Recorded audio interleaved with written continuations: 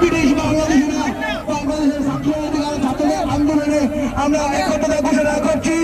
বাংলাদেশ মুক্ত হওয়ার পর্যন্ত আমরা প্রবাস থেকে যত ধরনের সাহায্য সহযোগিতা করে আমরা করবো ইনশাআল্লাহ। আমরা আপনারা অধিকার রক্ষা করেন। আমরা প্রবাসীরা যুক্তরাজ্য থেকে আমরা যুক্তরাজ্য থেকে যুদ্ধ ঘোষণা করলাম।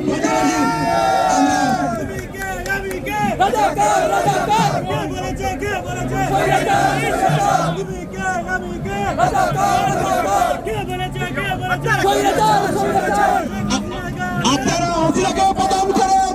আমরা কথা দিচ্ছি, আমরা প্রবাসীরা আবারও দেশকে বিল্ড আপ করবো ইনশাআল্লাহ। এই প্রত্যাশা ব্যক্ত করে সবাইকে বাংলার প্রত্যেকটি প্রান্তর থেকে যেখানে আমাদের এই ভিডিওটুকু শুনবেন, আমাদের কথাটুকু শুনবেন, বাংলার ছাত্রদেরকে আপনারা সহযোগিতা করেন। তার যা কিছু আছে তাই নিয়ে চাপিয়ে পড়ুন। হানাদার মুক্ত বাংলাদেশ করুন। বাংলাদেশ জিন্দাবাদ। ধন্যবাদ মূল্যবান বক্তব্য দেওয়ার জন্য।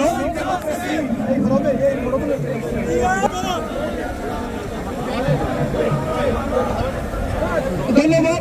আপনারা সবাই জানেন আমাদের প্রিয় বাংলা মাতৃভূমি ভালো নেই, কারণ একটাই, স্বৈরাচার শেখ হাসিনা দীর্ঘ 14 বছর যাবৎ ক্ষমতা আঁকড়ে বসে আছে এবং গত 18 তারিখ থেকে আজকে পর্যন্ত আমরা দেশের খবর জানি না, দেশ কোন অবস্থানে আছে। তো আপনারা কি স্বৈরাচার হাসিনাকে প্রতিহত করতে চান? আমার সাথে স্লোগান করুন,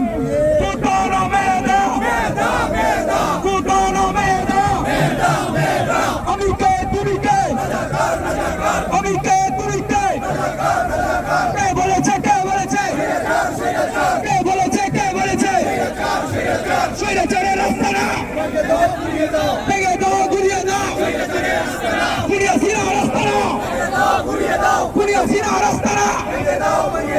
ধন্যবাদ সবাইকে। এই মুহূর্তে আমাদের সামনে অতি স্বল্প নিয়ে আসবেন ওয়েস্টফুল গ্লোবাল হিউম্যান রাইটস সংগঠনের সিনিয়র সহসভাপতি মোহাম্মদ আব্দুল গফফার শাহীন।